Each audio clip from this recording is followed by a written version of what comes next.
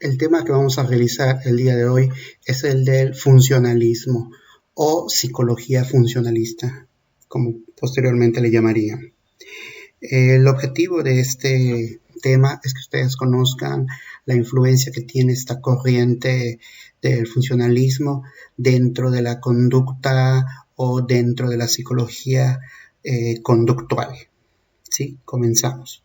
Entonces, el funcionalismo como tal es una corriente, que les decía, una corriente filosófica que trata de explicar o de estudiar la importancia que tiene la conciencia y la conducta dentro de la adaptación de una persona a su medio ambiente. Hay 4 etapas de la psicología estadounidense, ¿sí? Esta psicología estadounidense que pues viene matizada o se caracteriza por ser funcionalista, ¿sí? Entonces, primera etapa, filosofía moral y mental de 1640 a 1776.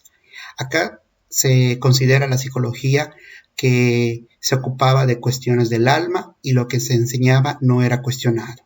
¿Sí? Es decir, que aquello que se enseñaba a los alumnos acerca de la psicología era algo absoluto, no se podía cuestionar, no se podía analizar, se tenía que aprender tal cual te le enseñaban los expertos, es decir, como una visión más bien de que ellos son los expertos y yo alumno soy el que recibo y no pongo en entredicho. Posteriormente se menciona que aprender psicología era aprender la teología aceptada de la época. Cuando digo teología no me refiero propiamente dicho a una religión, sino me refiero a los conceptos que en ese momento o a las teorías que en ese momento predominaban. Sí, entonces hacer psicología era aprender las teorías que en ese momento estaban predominando y no más. ¿Sí? Simplemente era aprenderlo sin cuestionar, como anteriormente se mencionaba. Luego viene una etapa un poquito más madura, ¿sí?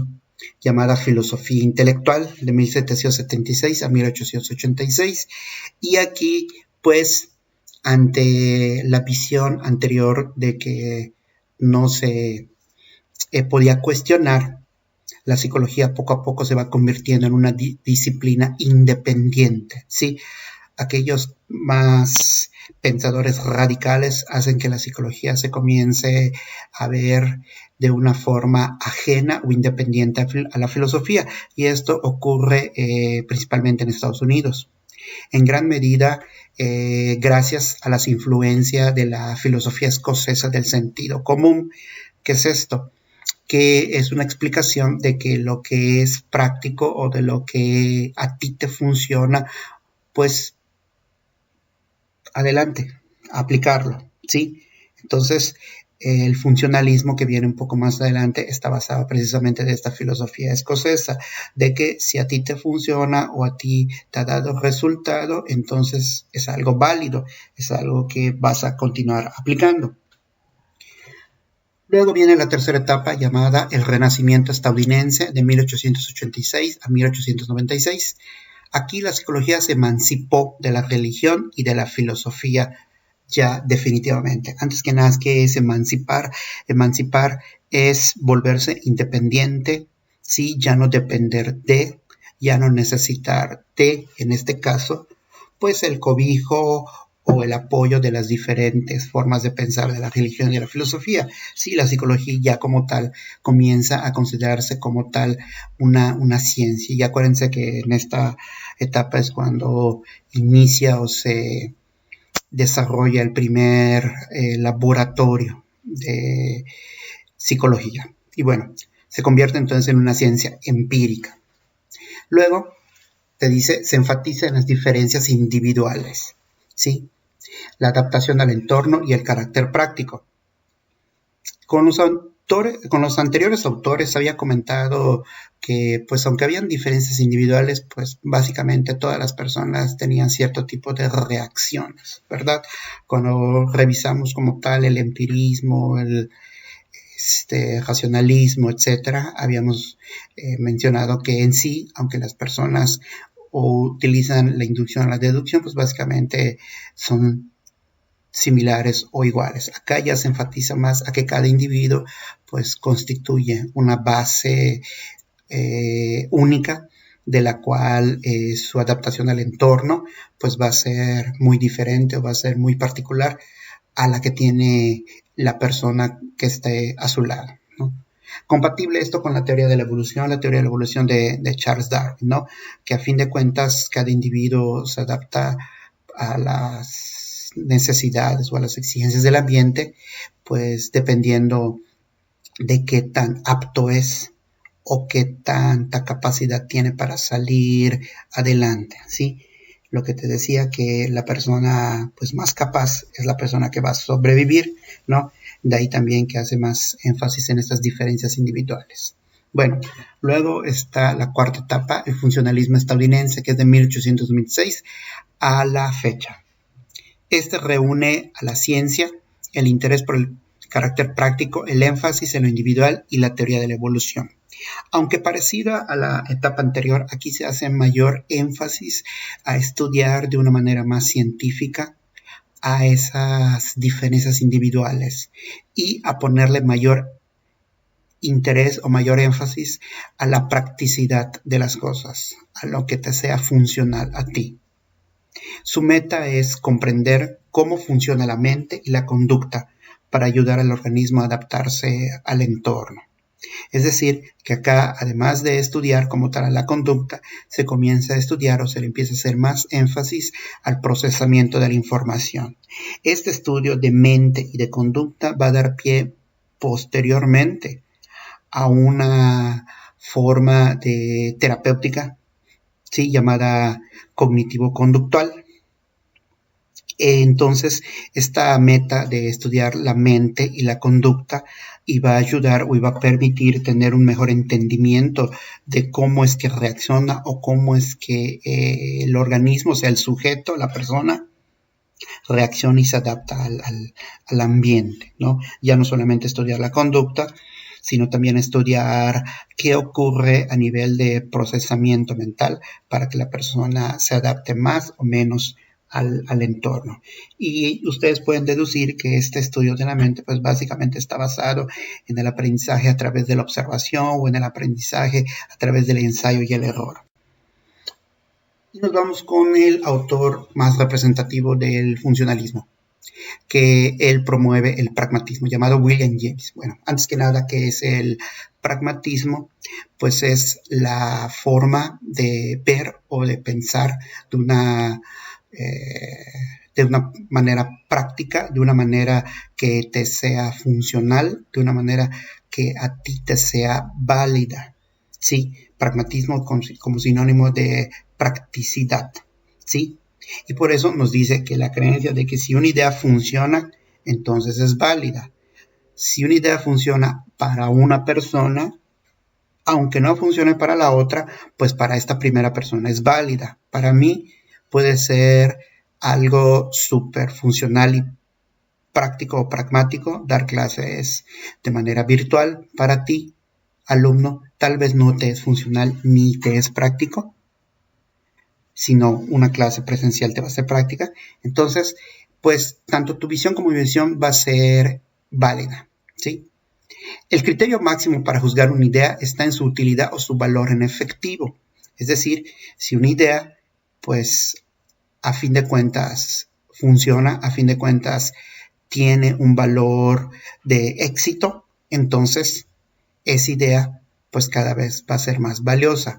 Ahora, puede ser que así como yo comprobé algo que es efectivo, las clases virtuales, por ejemplo, puede ser que tú y tu compañera o tu compañero de al lado también lo han comprobado. Y mientras más personas lo comprueben, pues entonces esa idea, que aunque sigue siendo práctica, pues es exitosa. Todos los aspectos consistentemente reportados de la experiencia humana merecen ser estudiados. Ese es el empirismo radical.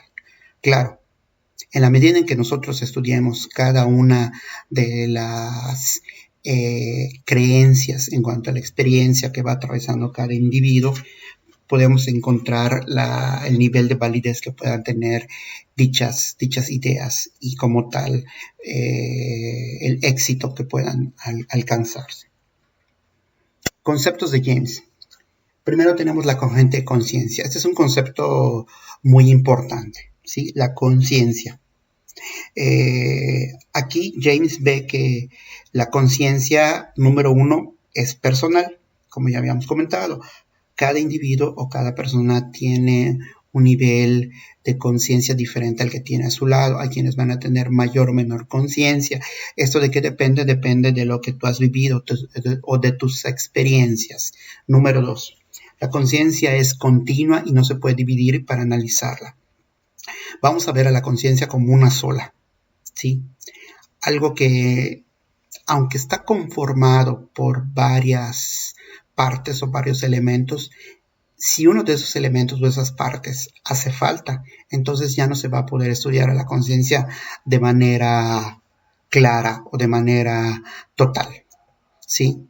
Lo pudiéramos ver como una especie de rompecabezas, al cual si le hace falta una parte, pues de alguna manera podemos tener una idea de lo que significa o de lo que pretende mostrar ese rompecabezas, pero no completa. Entonces te dice que la conciencia como tal, la idea es no dividirla, la idea es estudiarla como tal, como una sola. Y esto nos lleva al número 3, que nos dice que la conciencia es dinámica, cambia constantemente, es movible, no se queda estática. Pues es bastante obvio, ¿no? O sea, todos los días estamos atravesando por diferentes experiencias, ¿no? Tanto en la parte de la vigilia como en la parte del sueño, ¿sí? Te estás llevando nuevas experiencias o estás atravesando por más y más vivencias que te hacen tener mayor, bueno, lo esperado es eso, mayor conciencia acerca de aquello que te rodea y de lo que tú eres, ¿sí? Entonces la conciencia como tal es algo cambiante. De hecho, esto de que es cambiante ya lo habíamos estudiado anteriormente, hablando acerca de que la psicología es dinámica. Bueno, luego tenemos el número 4, la conciencia es selectiva. Sí, ¿por qué es selectiva? Porque cuando tú estás atravesando por una experiencia, no es la única sola que te están llegando varias experiencias. Esto ya lo habíamos comentado anteriormente con otro autor, en la cual a través de los 5 sentidos vas atravesando por varias experiencias o varios estímulos del ambiente, ¿sí? Pero a fin de cuentas tú eliges uno o dos de toda esa gran cantidad de estímulos que te van a servir en ese momento o que te van a ser funcionales. De ahí que te dice que es selectiva la conciencia, porque ante toda esa gran cantidad de experiencias y estímulos que les llegan, solamente va a elegir aquellos que en ese momento le van a servir o que le son funcionales y como tal válidos. Y por último, pues la conciencia es funcional, que viene a englobar todo lo anterior. Como les decía, la conciencia, a fin de cuentas, ayuda al organismo a adaptarse al ambiente. Si lo queremos ver de una manera más coloquial, te ayuda a adaptarte a tu entorno para tener un mejor nivel de vida o para que le puedas hacer mejor frente a las exigencias. Por ejemplo, ahorita con la contingencia, que implica una serie de cambios o de adaptaciones de nuestra parte, ahí las personas entonces están entrando a que su conciencia atraviese precisamente por eso, por adaptarse a las nuevas exigencias, y por lo tanto, si la conciencia es funcional, te va a ayudar a que mejor te adaptes. Luego tenemos hábitos e instintos. Como todos sabemos, los instintos, perdón, el ser humano nace con instintos, ¿verdad? Lo que coloquialmente nos dicen o lo que habíamos estudiado con otros autores es que los instintos son los mismos con los cuales tú vas atravesando durante toda tu vida. Ahora, William James, ¿qué nos dice? Que así como naces con una serie de instintos, a lo largo de tu vida vas desarrollando nuevos instintos o vas adquiriendo nuevos instintos. ¿Cómo adquieres estos nuevos instintos? A través de las experiencias o de las vivencias que tú vas atravesando, pues con la familia, en la escuela, los amigos, el trabajo, etcétera, ¿sí? Y esas nuevas, esos nuevos instintos a través de las experiencias que vas viviendo, él le va a llamar hábitos, ¿ok? Entonces, en William James, los hábitos que se desarrollan a lo largo de tu vida son los nuevos instintos, ¿ok? Continuamos, entonces, que los nuevos patrones instintivos de la conducta se desarrollan dentro de la vida del organismo. Esos son los hábitos, patrones de conducta aprendido. Era lo que les decía, ¿sí? Los nuevos los nuevos instintos que tú vas aprendiendo, a fin de cuentas son hábitos que has llegado a desarrollar a partir de esas experiencias que se van repitiendo con la familia, en la escuela, en el trabajo, etc. William James también nos habló de el self o el sí mismo. Como tal, es el yo, es el mí de la personalidad, compuesto de todo lo que esa persona pudiera considerar de su propiedad. ¿Sí? Este concepto lo vamos a ver posteriormente también con algunos autores del psicoanálisis. Y en pocas palabras, es esto, es lo que yo soy, lo que yo considero que me conforma, ¿ok? Ese es el self, el yo o el mí de la personalidad. Todas aquellas características que considero que me representan o que implican el que yo sea una persona. Este self, según William James, está dividido en 3 tipos, ¿sí? El self material, el self social y el espiritual. En el caso del material, es el self que tiene que ver o que incluye tus bienes, o sea, las cuestiones propiamente dicho, materiales como una casa, dinero, pertenencias, etc. A la familia, ¿sí? Los integrantes de tu familia, como puede ser un cónyuge, hijos, padres, abuelos, hermanos, etc. Y implica también tu cuerpo como tal, o sea, lo que tú consideras que es como tal tu cuerpo, ¿no? Tu persona como tal, física. Luego está el self social, que representa a todos los self o las caras que yo muestro a los demás, lo que conocen de mí, ¿sí? Implicaría como tal los roles que yo juego. ¿Por qué? Porque los roles implican diferentes caras o diferentes self que tú vas mostrando a los demás, como tal vez hermano, hermana, alumno, alumna, novio, novia, amigo, amiga, trabajador, trabajadora, etc. ¿Sí? Entonces de eso se trata el self social, las caras que tú muestras a los demás. Y el self espiritual, que viene a ser un poco más personal, que aquí implica los estados de conciencia que tenga el individuo, es decir, las emociones, las actitudes, los sentimientos que de manera subjetiva, él va viviendo o él va experimentando a lo largo de su vida, ¿sí? Todo ese conjunto de emociones, de actitudes o de estados de conciencia que tú vas teniendo acerca de ti y de los demás, constituyen ese self espiritual. Entonces, recapitulando, material, las cuestiones tangibles, como la familia o los bienes. Social, las caras o los roles que yo juego frente a los demás. Y espiritual, pues los estados de conciencia, emociones y actitudes que yo experimento. Bueno, luego James nos habla de la autoestima. Te dice, se establece en razón de la proporción que existe entre las cosas que intenta y las cosas que logra. ¿Qué significa esto? Que la autoestima, según James, es entre lo que tú te propones hacer, llegar a ser, y lo que realmente has logrado, y las cosas que realmente has podido alcanzar un éxito, o al menos el éxito que tú te has propuesto, ¿sí? Esa es la autoestima. Un ejemplo, una de las cosas que tú intentas tal vez es ser psicólogo o psicóloga, y el hecho de que estás teniendo éxito en las diferentes materias, avanzando en la carrera, pues es lo que va a ayudar a que tengas una autoestima pues estable o elevada.